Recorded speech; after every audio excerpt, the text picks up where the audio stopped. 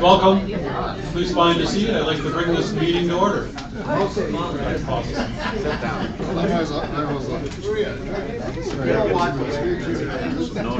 down front.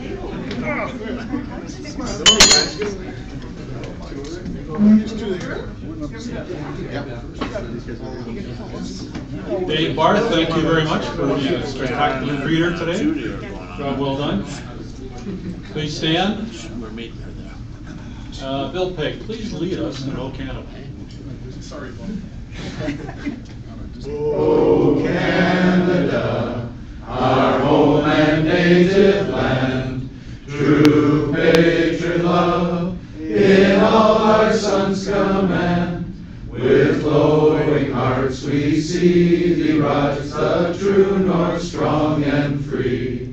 From far and wide, O Canada, we stand on guard for thee.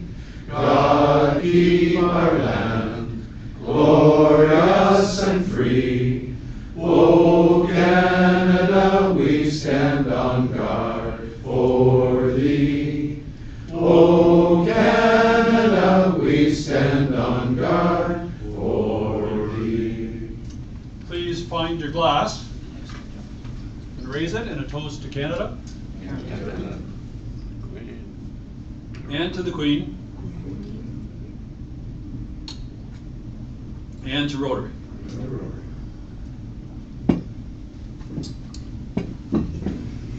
Please bow your heads, excuse me, for the invocation. Let us take a moment to remember all the religions represented in the worldwide Rotary family. Let us recall that when we were invited to join this Rotary Club, we were not asked if we were Protestant or a Hindu, a Muslim, a Jew, a Catholic, or a Buddhist. We were not asked because all religions are welcome in the Rotary family. Please join me in a moment of reflection and thanks with these words. With our friends beside us and no person beneath us, with the bonds of Rotary between us and our worries behind us, with our goals before us and no task beyond us, with a thirst for knowledge and a dream for a polio-free world, we are thankful for our Rotary friends and for the meal we are about to share. Amen. Amen. If you are a Rotarian and you have brought a guest, please introduce him or her. Clara, did you bring anybody today? I bring my husband. He qualifies. Oh, he doesn't qualify. He came with Maria, actually. So. Oh, did the plot thickens. Welcome. Well, Clara's lovely husband, Molly, is more than welcome to join us today. Welcome, Molly. Molly is sort of a Rotarian by association. He's been at lots of events, and we're certainly glad to see him here. And Greg, is there anybody else? Or John? Okay, yes, we have our guest speakers who will be more formally introduced later, but we have Tanya Benninger and, Bill Duce. Bill Duce. Welcome. Welcome. We're so glad you're here.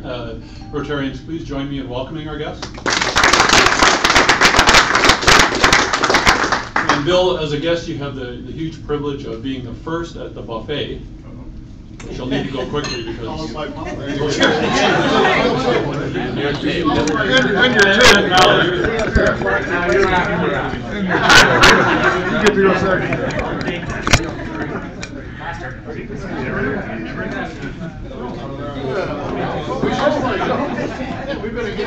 Hey guys. Thank you.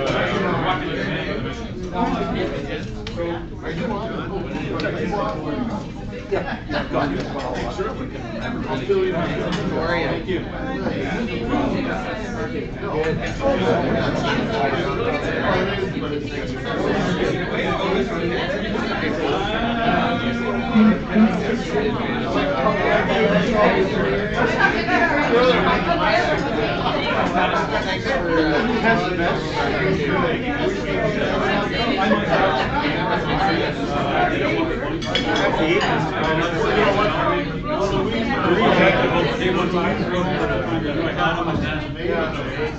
thought that might have been good for us to use in that run this weekend. Right. It may be sitting at home. 25% celebration of the category. You picked the best one. I'll pick the one that fits.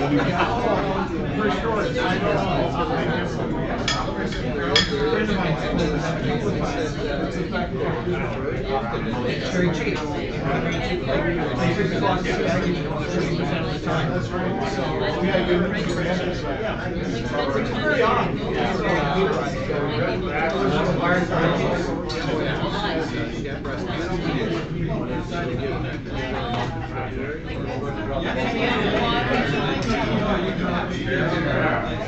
As much as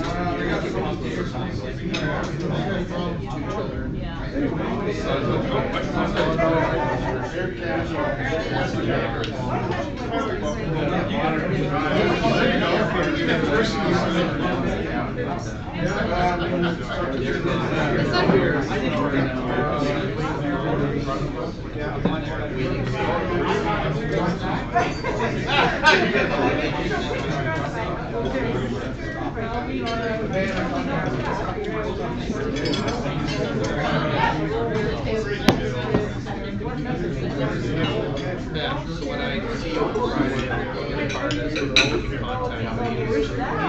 Port Alley. We had a wedding.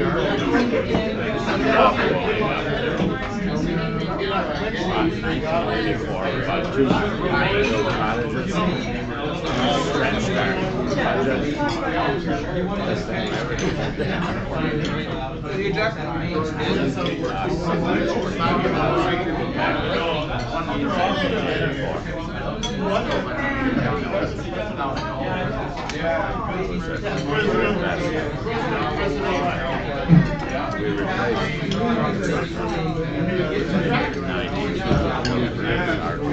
Now we're getting to 100.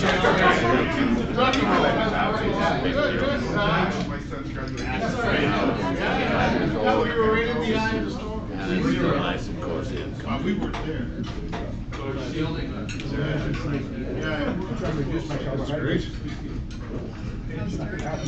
She's good.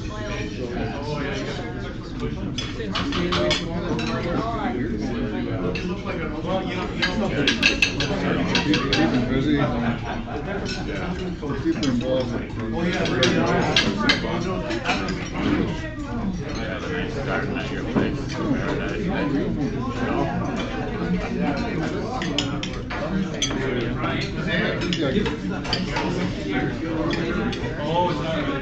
That's garden. Sold our house. Yard and garden. Time today. Flower bed out there. Wonderful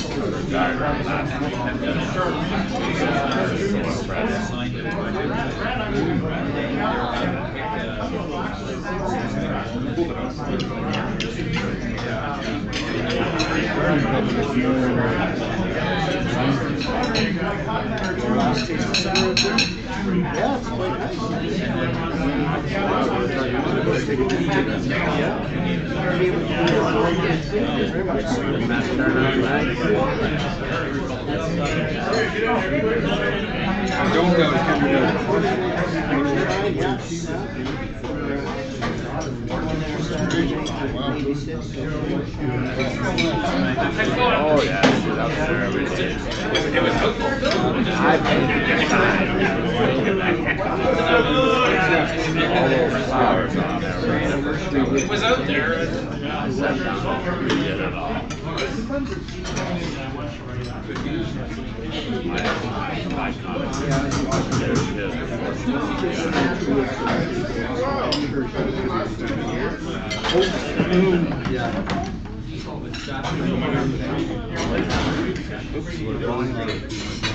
Cooler, no idea what you're fun overnight there. Victoria.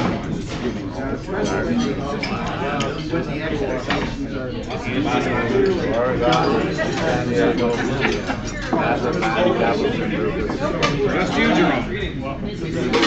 Down back, come back to San Diego. You're the man. It was a nice side ride and a lunch and everything. 130, so they're not young. Yeah. They've seen my kids grow up and my Bring beers. 93 people. They both still like nerds on their one for they can't make a decision, they can't even agree on it. They can't even agree on it.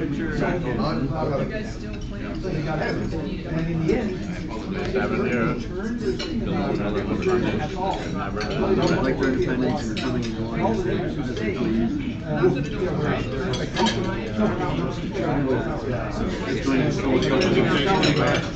Slavery wasn't really involved in yeah. You know, there's so many things that way back when we started, Ontario Arts Council wanted to give us money. I'd like to tell you that it's better than twice. We can all see it, but they had to present it. Rather outright lie to you.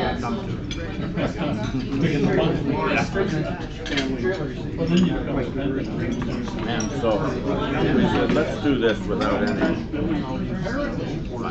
Raise our own money, sell our own tickets. Operations never happened. We've applied for and been very successful with some grants. Every condo thing. Once they said it out loud. We gave our copy And we didn't react. during a let's wear these little earpieces. Sure enough. Infrared. Oh, yes. Signal. Oh, yes. Matter of fact, So we had that sort of a system. don't you say that. I know what you're Always had money in the back every year. This year, as of last week, we're 25,000 bump seats ahead of last year. We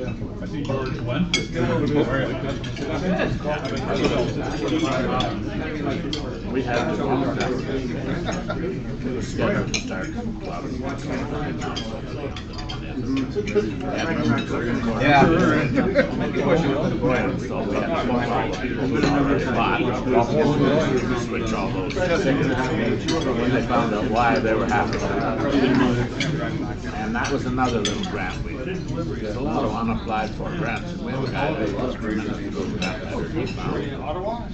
It was a promotional thing. So he wrote away. So we'd like to bring in a Hollywood TV icon type slave, Willie Lawrence. And they did funding with company for over an average wage.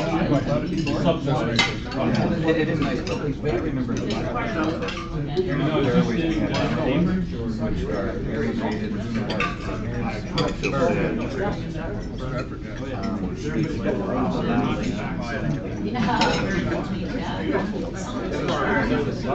Tone it down a little bit. Take it easy.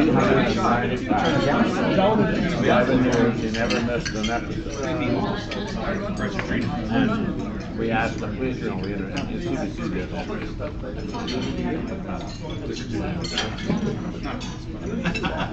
I still have the arm thing everywhere I go.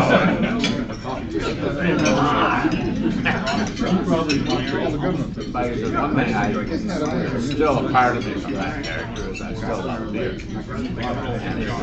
when he found out he was coming to Canada to do this, he said, I love it better because Canadian beer is so much better in the U.S.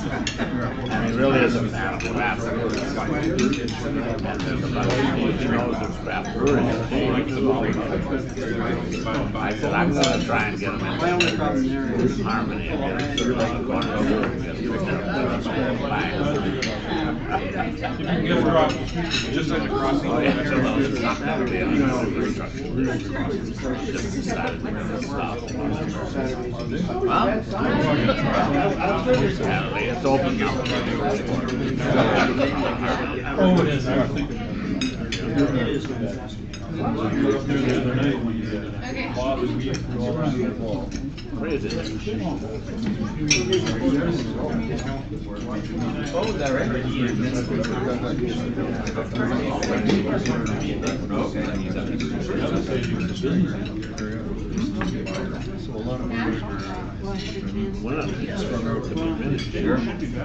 Well, yesterday there was this, My undergrad was gonna be beautiful. Right back to the stainless steel. Sidewalk, and all beautiful LED lighting in them. Then they can change the color. Oh, well. Oh, nice.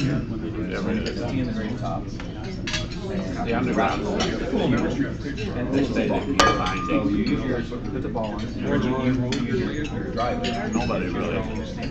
No, you didn't. But it's burning the world. Pretty much is that. They always went out. Quoted an old history joke, and then they said, sorry, we found this. And then he's got 18-inch same shot. So when does Marcus start his That'll be a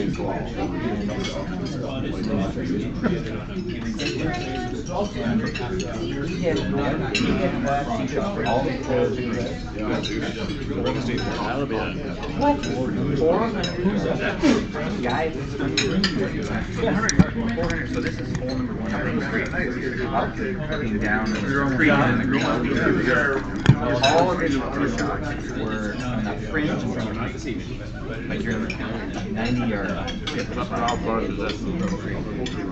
And some pro, he's a pro somewhere? He's a long ball pro. Oh. We had a tournament this spring, he said. The hole was 525. Wind picked up, downhill like that. We're feeling pretty good. Like the sound of this guy makes me hit the ball.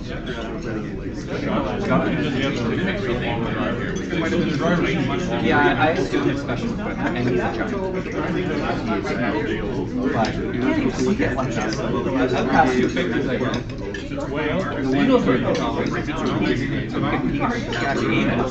it's really quite a rich. 400 yards with us. We had 4 shots. They were all within about 50 yards of each other. They did shoot it. You've never seen such a black spin. I remember, and you probably do, you were Norman going off the and he said, where do you want it? The mall was incredible. Well, you fade it in or you draw it. You draw the blanket. Where is it on?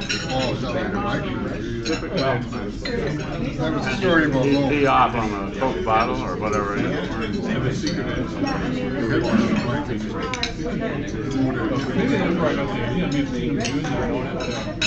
Somebody says, can you do it again? He says, which one?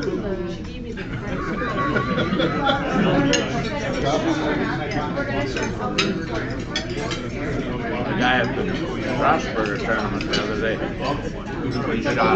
he hit an albatross.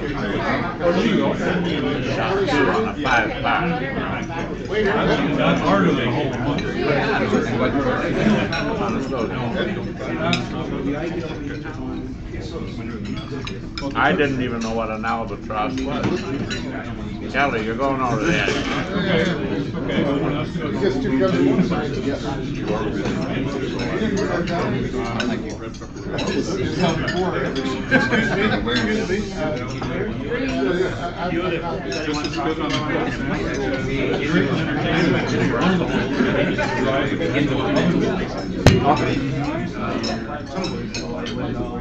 Tried a lot of fun. One of my best drives of the day. It's hard not to use the ball. Who was running that? I'm good at fun. Riding people. It's not hard. I can't say it. Shortly before the tournament,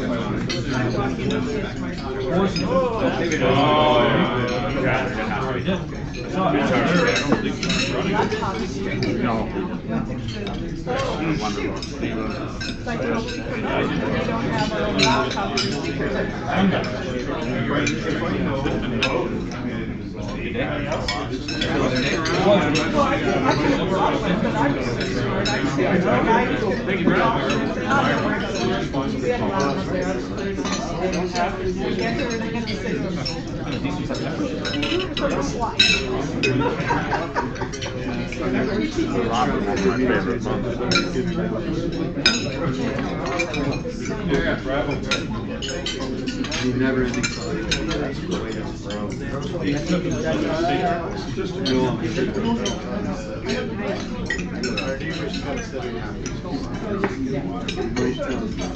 I think we might have them where we want them now.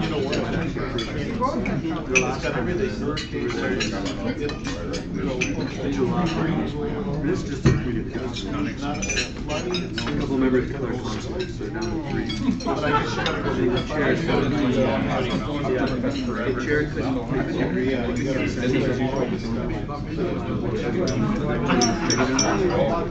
the chair wasn't the same route as last year.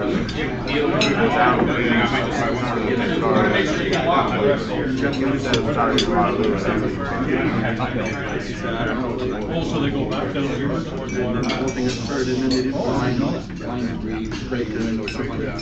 The client had the city. Where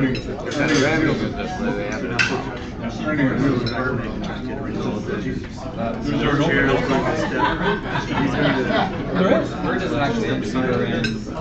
Bridgeport. The other member will be the chair. The former chair will second. Going up Bridgeport?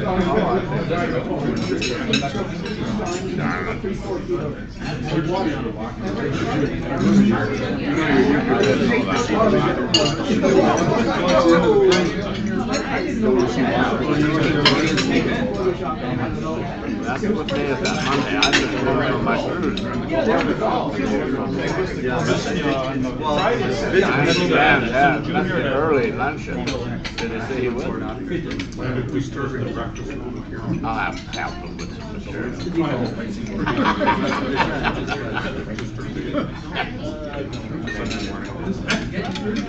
Is the premier coming? No, I don't know who's coming. That was one of my times. I asked the guy, they wouldn't let me introduce her because I thought I was going to get her. So they let me thank her. So John Malloy did and I got up and thanked her as the MC. I told Spiro, as soon as you see me get up to Mike, hit the main switch, the hall of the fire switch, just 3 or 4 seconds, and then turn it back on. So I went backward and bang right back up.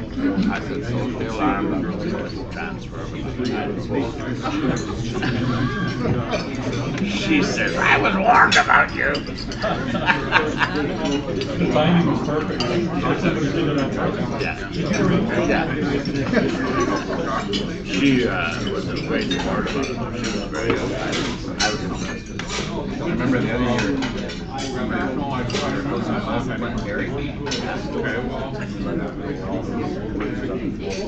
He said something. And they're going to have Thanksgiving this year. Yes, I remember now. Most of the guys all remember. Yeah, they just announced it a week before they laid off. Hopefully everybody's going to work this year. Not a good thing. And what day they had, And have you been watching Stephen Colbert? He's brilliant. I'm DVR'd every night because I just can't wait to see what he says in that trouble. Jimmy does it, but Colbert, I take both of them. My grandkids tape. Oh, record, I'm sorry. Anyway, I did a thing the other day. I was speaking. There was an American who was there. This is the 20-year-old right now.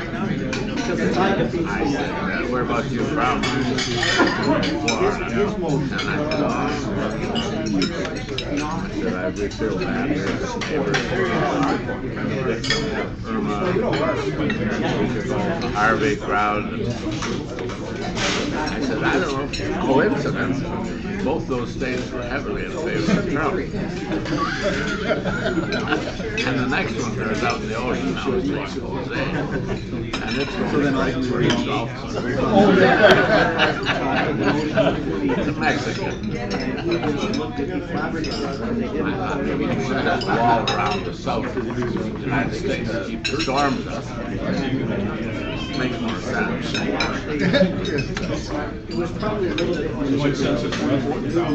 But I've had fun with him already. We're doing another show next year for Sept for Stackus. We're going to call it Canada. So I get to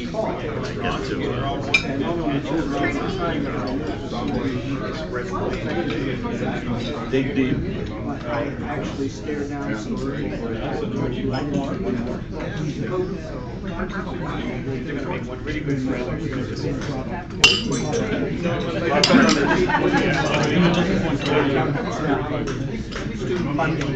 What's the pot today? I don't know. All plus the harvest. He came back next week. That came from masonry. You keep taking up big money. Just gotta pick the back of the wind.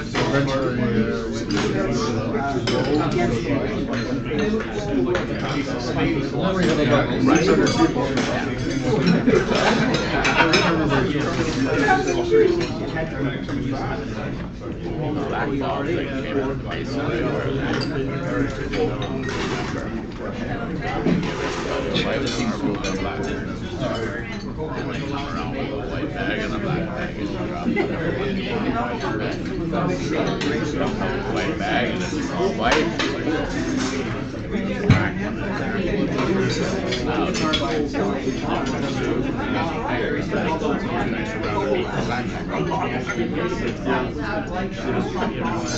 Well, they know what's that told in advance. So it goes around into London. And then it was moved up to Westmount. And everybody in the boat in on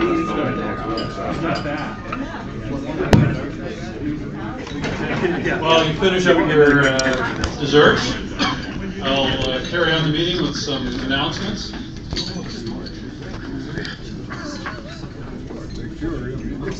Birthdays.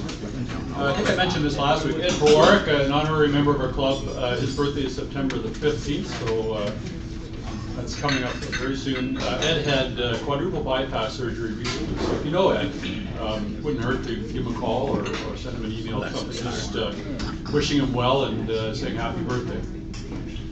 Wedding anniversaries. Doug and Ann Fisher, 51 years on September the 10th. September the 13th was a big day for people in this club. Mark and Tracy, September the 13th. Did you remember? And Larry and Laura Power were also September the 13th. And Ian and Rebecca, September the 13th. You're not working on? Don't eat too much, Ian. And either I did my cut and paste really bad, or I've got September the 13th as anniversary dates also for Bill Green and Judy. I think I announced that last week. 17 years and 5 years. So September 13th was it. Good date for this club. Announcements. John Vickery has the Oktoberfest tickets for this year's event at the Concordia Club. So John, is it okay if people come and... Absolutely. And so the next 6.5 minutes.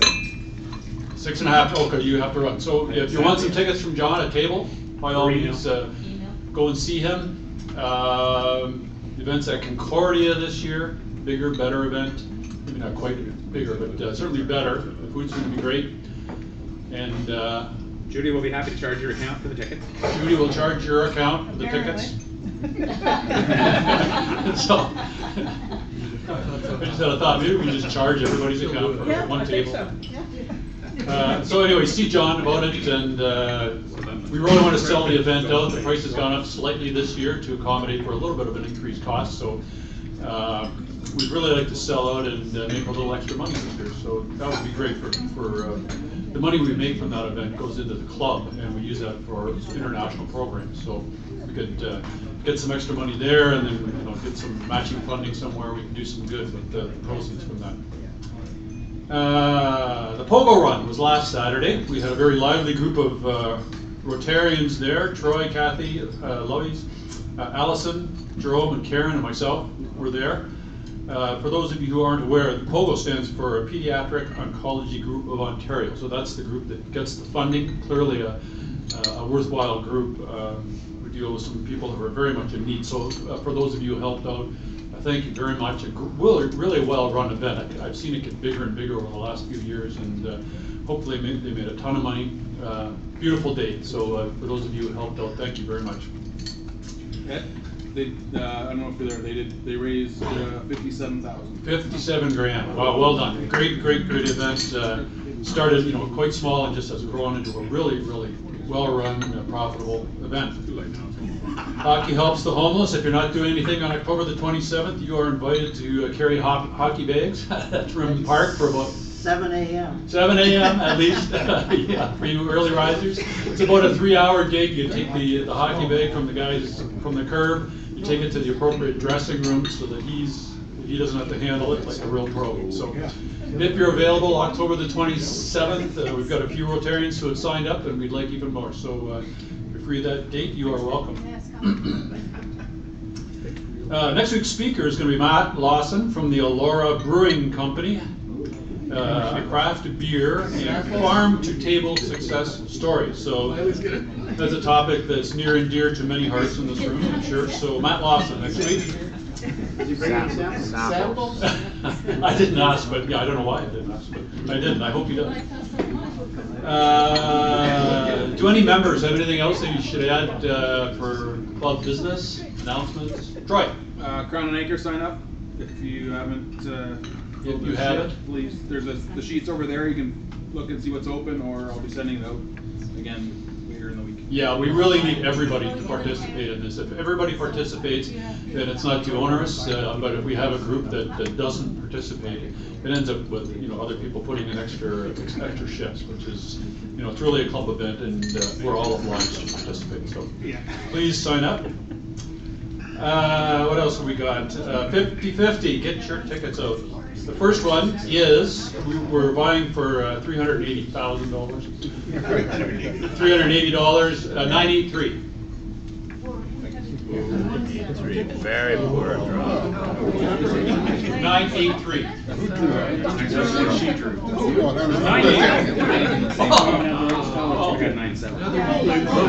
Twice in a row. Not that I really need to set it up here, Paul. No. You need a stroke? Too bad. 972. 972, you're getting close. John, are you 972? Karma.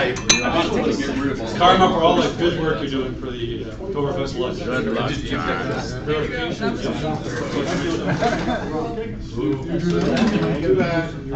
And a 967. That's me. Oh, Neil, another very deserving winner. Never winning today. You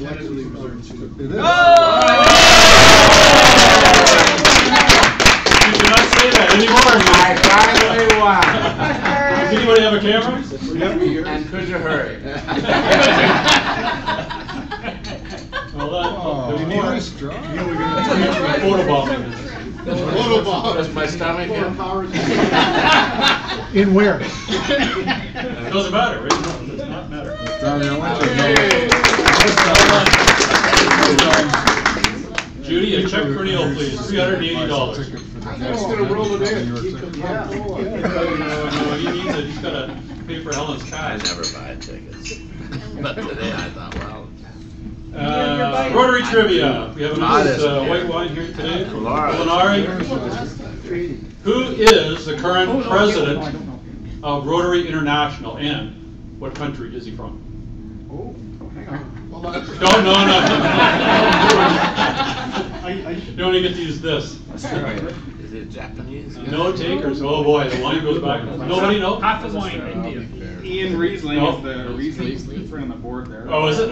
Risley, very good. What country? US. You get 2 shots. Australia. Bingo, you got it. Well done. Who done it? Don't drink that on your way home. Ian Risley is from Sandringham, Australia. His theme for this year is making a difference. Ian is a very strong promoter of environmental sustainability. In fact, he wants to make a difference by having every Rotarian plant a tree this year. We've got an event planned for the spring of next year, where all the 5 clubs are going to get together and do a bit of a tree planting. So that's his goal, environmental sustainability. We're going to do a tree planting in the spring, and you'll hear more about that soon. As you heard, Bill Duce is our speaker today, and Mr. Aitchison is going to introduce him right now. With a heavier wall. Just make it up. Don't let him make it. He told me I could make it up, and I almost thought I would have to because I know another Bill Duce, and he's in jail. So I'm happy that we have the other one here today. And he has been very interesting at our table talk already. He's been the executive officer, not chief executive, just the executive officer of the Kitchener-Waterloo Association of Realtors, and he's been there since 2008. And previous to his move to Kitchener, he spent 18 years employed with the Realtors Association of Hamilton-Burlington, and the last 8 of those was as the MLS and technology manager.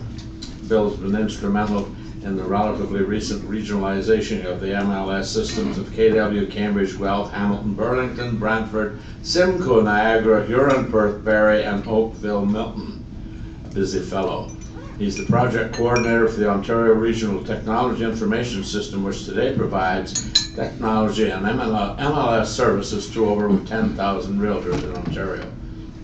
And Mr. Duce has served on the Association Executive Advisory Committee to the Ontario Real Estate Association, or OREA, and their MLS Data Sharing Task Force, the Governance Committee, and the Ontario Connect Project. In 2012, he was elected chair of the Association Exec Council, where he also served on the board of the Canadian Real Estate Association. Bill currently sits on several advisory level committees of this real estate association, including their technical peer group and governance committee, and currently pursuing the Certified Association Executive Program designation.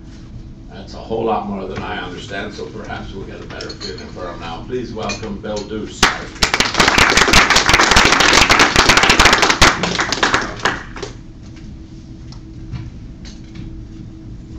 You know, I suggested to Neil he can make it up since we made it up anyways before we sent it, so I thought it was only fair.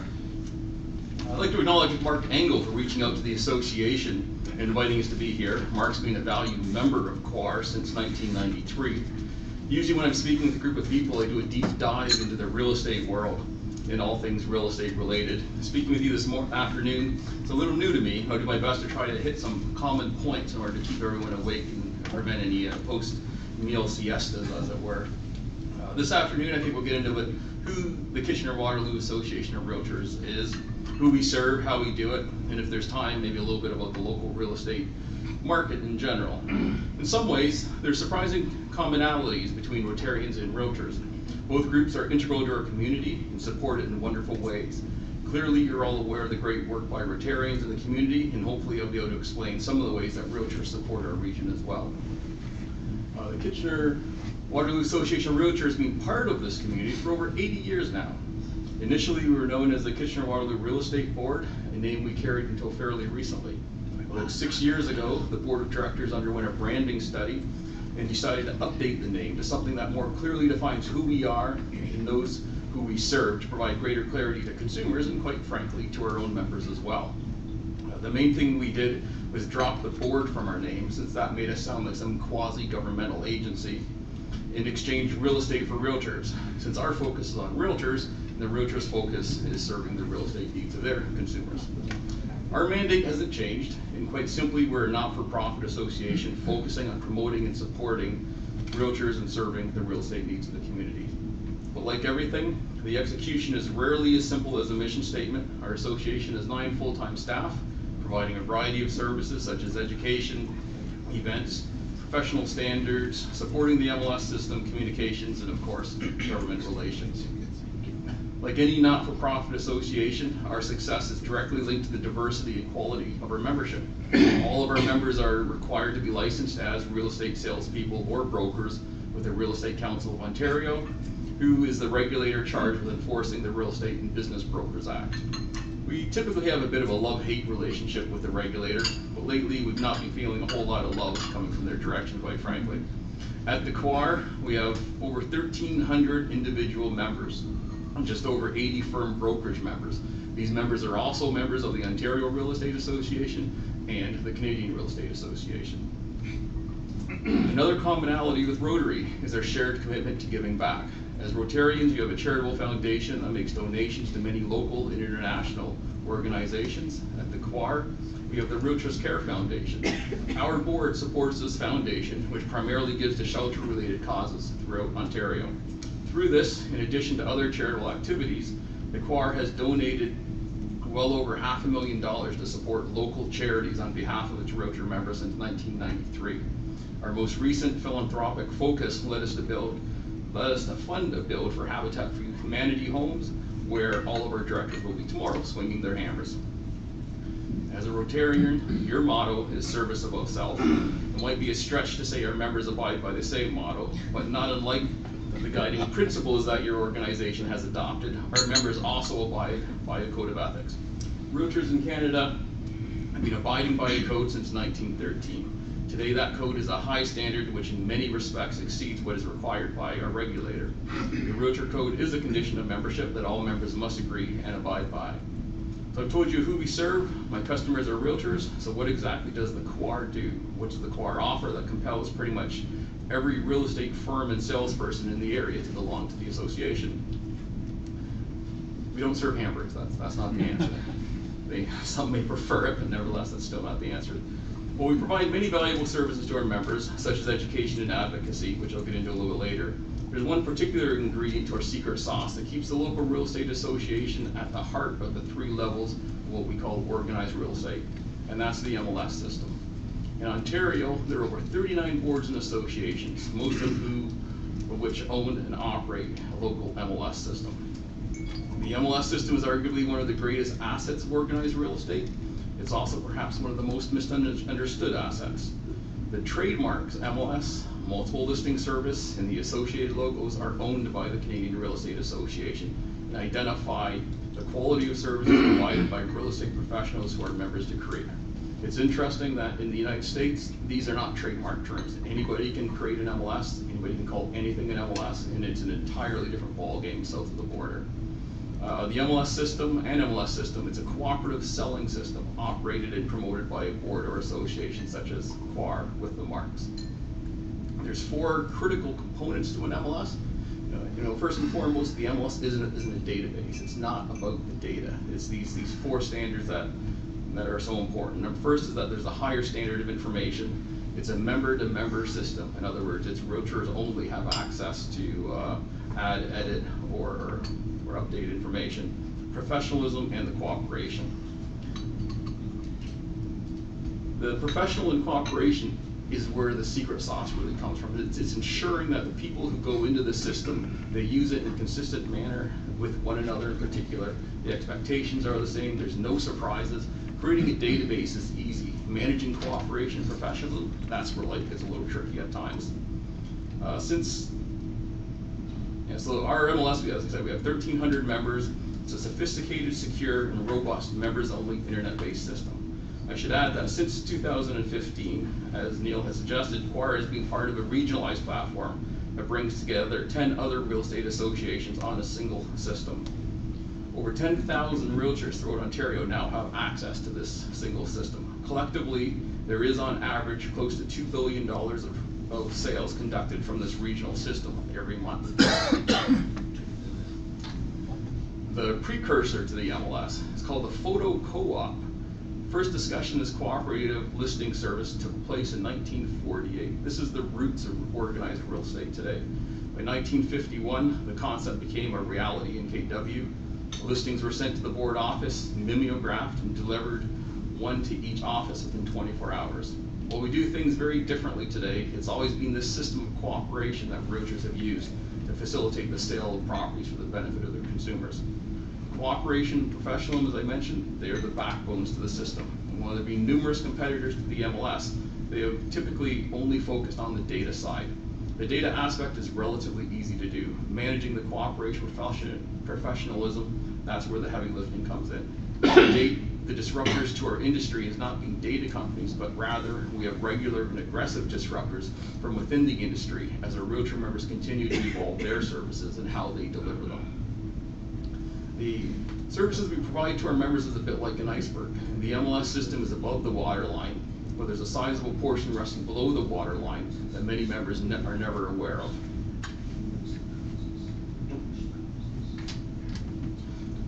One of the central roles for this is government relations or advocacy, as we know. For us, for organized real estate at the federal, provincial, and local municipal level, what's key is protecting property rights. That's the focus of organized real estate, is to make sure that the property right for the consumer isn't going to be impacted by any legislation or regulatory requirements coming from any one of those three levels.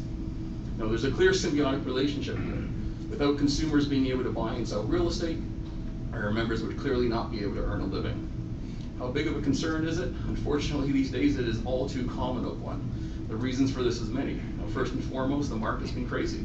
It's in everybody's attention, it's on their radar, it gets a lot of media attention, there's a lot of people paying attention to what's happening to the market at all levels.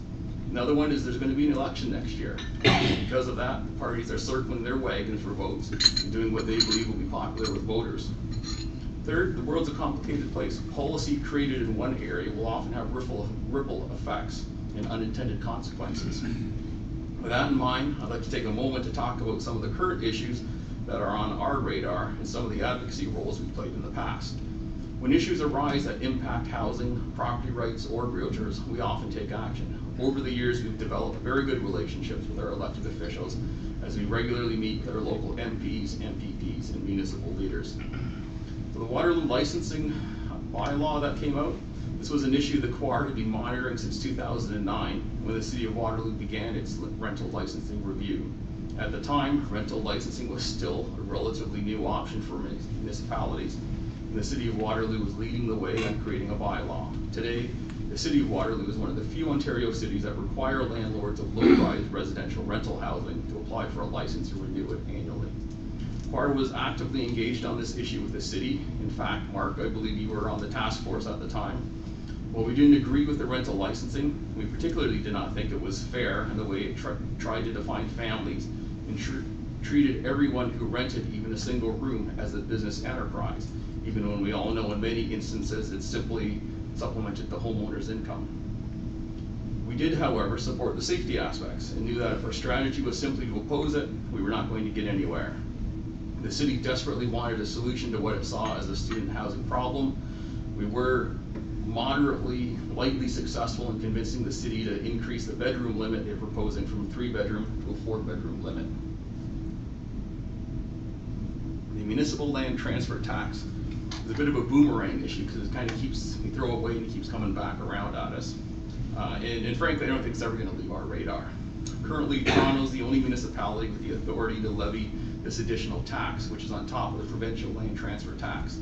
However, the provincial government had previously indicated that it planned to allow other municipalities outside of Toronto to levy an MLTT as a way to generate revenue.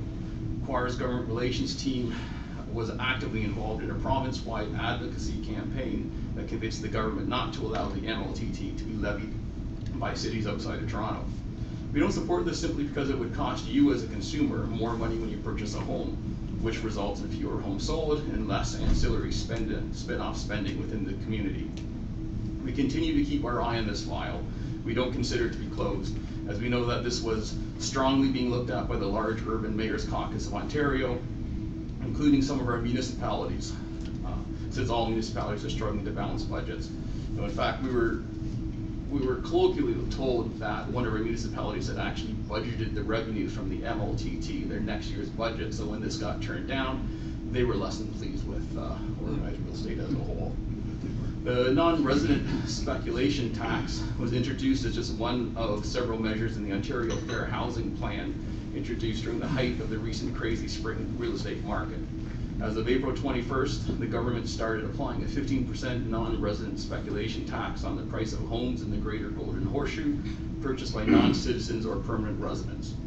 This was introduced by the province with no data on how many foreign purchasers were actually purchasing to address what the government called unsustainable demand in the GGHA, which Waterloo is a part of. We kind of like to think that the GTA represents the greater aspect in the label. Niagara is the horseshoe, and Waterloo is the golden aspect of the Greater Golden Horseshoe. Of course, realtors are never supportive when governments introduce new taxes on housing. However, we were glad to see the government listen to Ontario realtors who are fighting for exemptions and rebates to refugees, those who work in the province for a year, and students enrolled in the university or college for 2 years.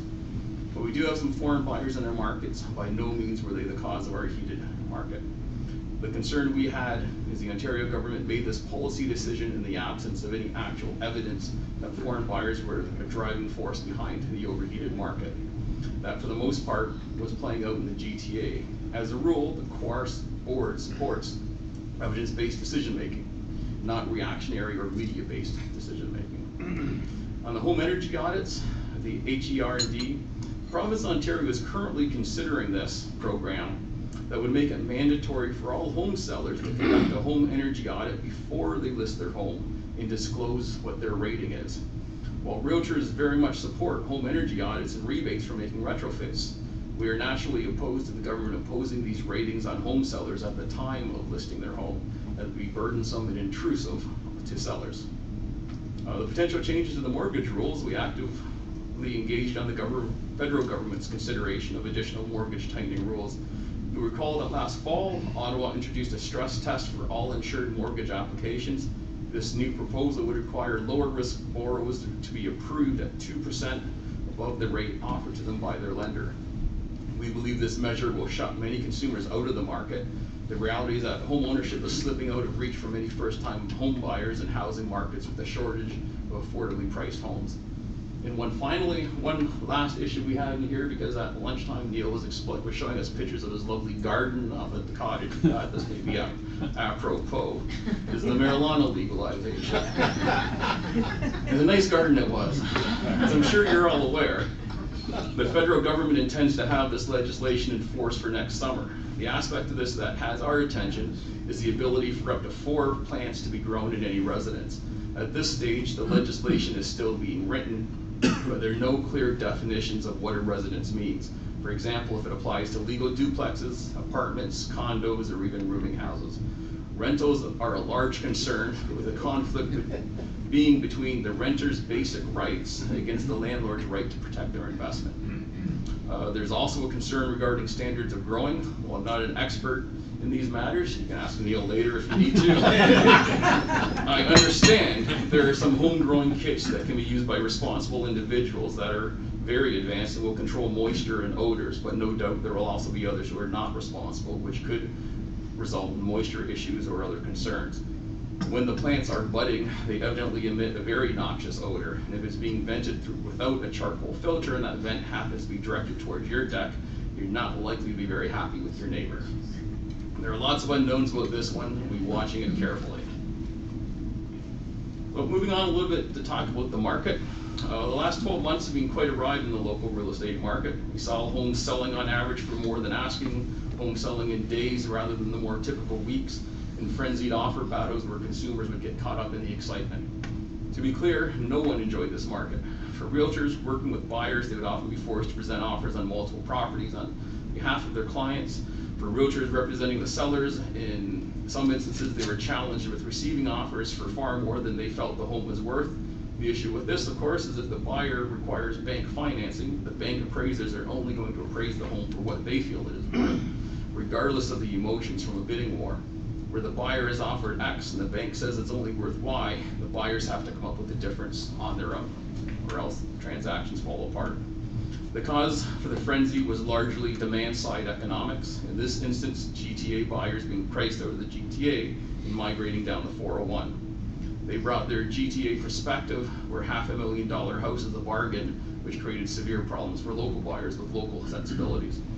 In April, the average residential price for KW and area reached a crescendo of $512,372, an increase of 40% compared to where it was the previous year.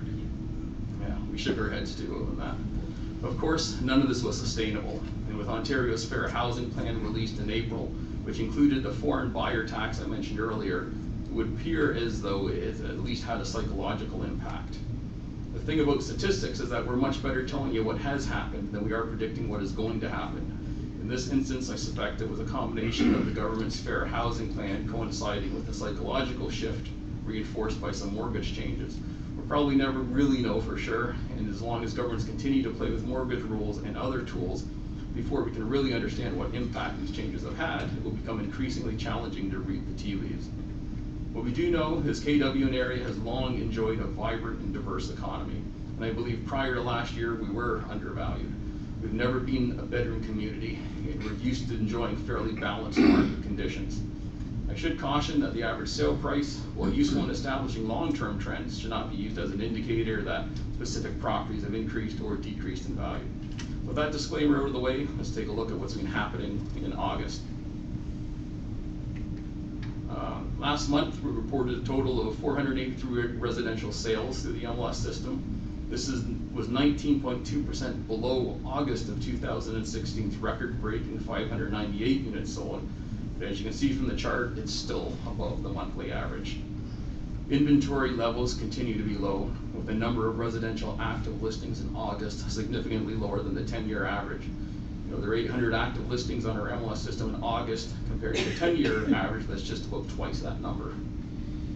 And months of inventory, which represents the time it would take to deplete the current inventories at the current rate of sales, continue to be low with less than 2 months of supply.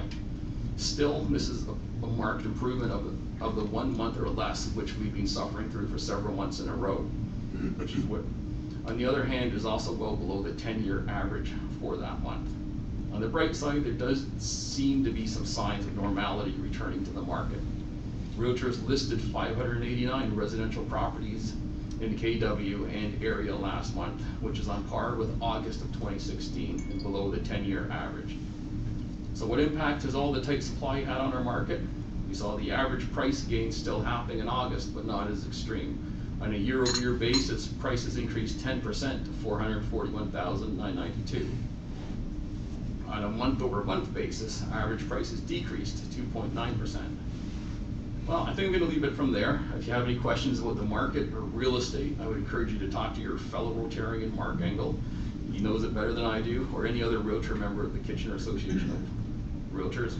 And for any stats junkies in the room, you might be interested in attending our Housing Market Insights event at Binghamton's on Wednesday, November 22nd. Tickets are available to non-members and details can be found off of our website. That breakfast will have feature presentations by Gregory Comp, Chief Economist of the Canadian Real Estate Association, plus 2 analysts from the CMHC. They will provide a much better picture of the market than I have attempted for you here, and you will get global, national, and local perspectives. Is there any questions at this time? Yes, sir. I have a question. So if, when I go online and I want to look at houses, there's a site called Realtor.ca. am I accessing the MLS information that KW Real Estate Association has, or is that something else? You're accessing a subset of the information. Okay. So what happens is we take our MLS database and we send maybe 10% of the data that's in the database up to the Canadian Real Estate Association. So that site is hosted on behalf of the Realtor members by the Canadian Real Estate Association. It just aggregates listings from every board in Canada, and it's just that. So am I only getting 10% of the listings that? No, you're getting the vast majority of the listings. Oh, okay. There in some instances, consumers will say, "Don't send my listing to Realtor.ca because I don't want my nosy brother-in-law to see it," or whatever the case may be. Yeah. But by and large, they appreciate it as the marketing vehicle it is. It is a marketing vehicle. The amount of information about each individual listing is less on there than what members have access to. Okay, got it. Are you obliged to report if a house has had serious flooding prior to the sale? The disclosure requirements are complicated, and typically if the realtor is aware of it, they are obliged to disclose. If the realtor is unaware of it because either the seller hasn't told them, which occurs at time, then the seller, not always, but it's always wise to do so just to prevent any legal issues down the road. For things like that, I recommend that the sellers have a conversation with their solicitor just to make sure there's no surprises after the fact. Yes, sir. So going back to Ed's question about the data or the Realtor.ca data, do you sell that other information to StatsCan or government or other people, or is that still just your proprietary information? We don't sell it to anyone because we're really sensitive to initially the realtor brokerage owns the listing. When all the listings get sent to the board, we own the aggregate. When we send the aggregate to Realtor.ca, they own that combination. But all along the process, each level of organized real estate, none of us are going to sell that data because ultimately it goes back to the member. And then you get into all sorts of sensitivity when it gets to that. But we do make it available to CMHC since there's a strong relationship there. We support each other's efforts. So there are some data access agreements we all enter into, but we're not trying to monetize that data on top of anything else. And they can still get it at registry office? Correct. The land registry in Ontario is hosted by Terranet. They've got a sweet deal where they've got my understanding is a 50-year exclusive for the land registry information. In exchange, they gave the government $1 billion. You may not have the answer to this, but recently people have been selling their houses and waiving any conditions for inspection or anything like that, which I find astounding to me, really. Is that continuing to happen, or is that sort of? Since I'm not a realtor, I'm not on the street, so I can't respond. But my understanding from listening to him is not to the same degree. Okay. You know, and that was all part of the craziness of the market. Because as a realtor, realtors have a fiduciary duty of care to their clients through their regulator to provide them with the best information. And so when they're representing a buyer in a transaction, they're going to say you should have this home inspected. I'm not a home inspector. But the unfortunate reality is you had this exodus of people coming down the 401, and they were selling their homes for $1.5 million, coming here, looking at buying something for $700, thinking, look at all the money I'm saving, and they just didn't care. You know, they were used to the insanity of the Toronto market. So there was a period where to be a buyer in Kitchener-Waterloo was very difficult, and if you went into an offer with a lot of conditions, that was a factor for the seller deciding, do I take this one or not? Because the price is only one factor in an agreement, purchase and sale. It's often the conditions that can sway that buyer. And when you have 10 people making an offer, you want to make sure your offer is the most attractive on the table. Yes, sir? There was some media attention being paid to whether or not realtors could act as both the seller and the buyer. And I thought I had heard that there was some legislation that was going to restrict that. Did that ever come through? There is indeed. See, I avoided that one. So I got 20 minutes. I don't want to go down that rabbit hole. But since you were so kind to open it up for me. Yeah, what basically has happened, the Real Estate and Business Brokers Act, being around, was developed in 2002, came into force in 2004. For the last 13 years, we've been using the act, as it were. And by and large, my belief is it works fairly well. There's a few things that need to be updated, but I don't think there's any large-scale changes that are required. Earlier, well, I guess later last year, there was one of the exposés on one of the media shows of a hidden camera going around to open houses and getting realtors to say the wrong thing in the Toronto market, which was very heated, and people were saying, if you buy with me, I'll make sure you get the house. Things that are clearly a breach of the code of ethics. And other statements along this line. What was interesting is after this aired, the Real Estate Council of Ontario, who's in charge of enforcing the act, went to this news program and said, can you tell us who you talked to so we can follow up? In the media today, so well, no, we don't want to do that, because if we do that, then the article becomes realtors break the rules and realtors are sanctioned, where we just want it to be realtors break the rules and nothing happens. So they wouldn't disclose any of those names to the council. So this is being looked at, and the question, the analogy that's often used is, well, if you look in a divorce proceeding, a lawyer can't represent both parties. So why should a realtor be able to represent both parties in a purchase of sale? First and foremost, it's not the same type of process. Number one, it's that whole process of brokering a transaction is bringing two parties together on a common front. They're not necessarily confrontational. The price usually resolves itself fairly quickly. I mentioned earlier that our board follows evidence-based decision-making, and unfortunately, we have the MLS system in front of us. So we took a look in the MLS at all the sales in 2016, and we found in Waterloo region, 12.88% of them were actually listed and sold by the same salesperson. During that same period of time, for the entirety of the province of Ontario, RICO had received 30 complaints relating to double-ending transactions, if you will. And this is at the salesperson level for all of the province. If you extrapolate that 12.88% of listings are done by the same person against the 243,300 sales that occurred in all of Ontario last year, you realize that there was over 34,000 transactions where the realtor represented both parties. And if there's 30 complaints against the 34,000 transactions, you end up with 0.096% of all transactions there being an issue with. When the quarter looked at it, our concern number one is that the amount of complaints aren't complete. There's probably others issues we don't hear about, somewhat because the complaint process is flawed. So our recommendation is we believe in professionals. We want to increase the standards. We want to remove barriers to this, and one of the barriers is the fact that when somebody complains against somebody, your name is disclosed. And if you look at best practices across all the industries, they allow anonymous reporting. We said, let's start with there. Number one, do the anonymous reporting. But don't necessarily change the ability of a consumer, because if you flip it over to the consumer side, the legislation that's being proposed would restrict a consumer's ability to work with who they want to work with. And we think that's kind of fundamentally flawed a little bit. So if you've known somebody who's been a realtor or who's an associate for 30 or 40 years, they list a house that you're interested in, you can't call Mark or Bob to say, I want to see that house anymore, because you're legislated against that.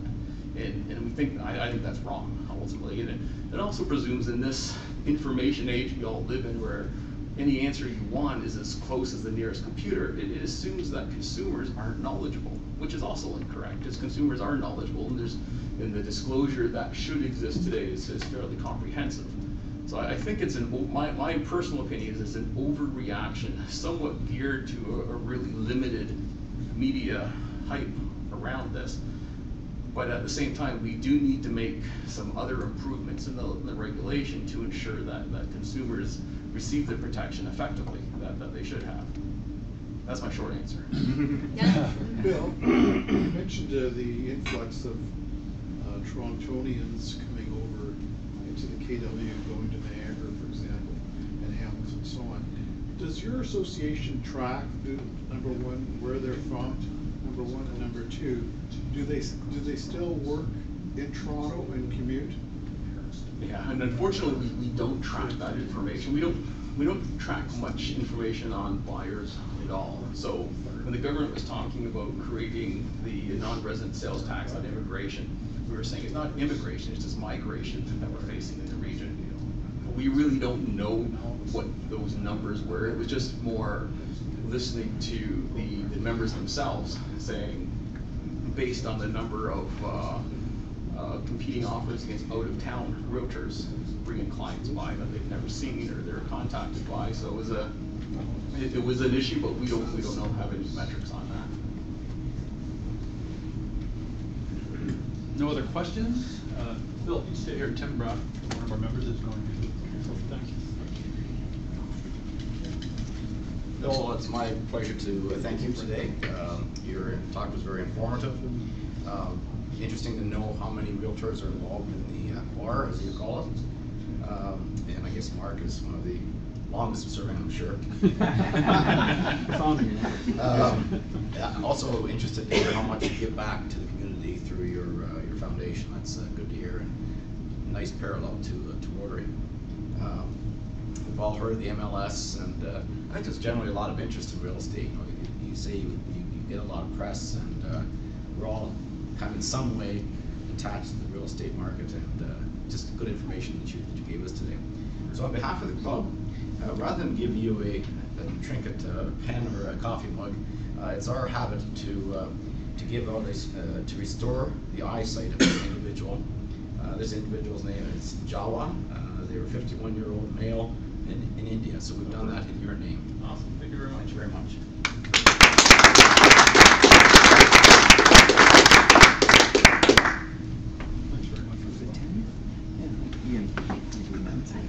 Thanks, Bill. Excellent, informative information on the real estate market. Tim's right, we're all interested, so thanks for coming today. If there's nothing else for the good of Rotary, Parking passes are here now. parking passes are right here, so don't get locked in. Meeting adjourned. They're going to switch the spring. Now move it around. You got us tricked, you didn't. To the spring. So, I mean, every member is totally. Don't forget that license. Unless in fact,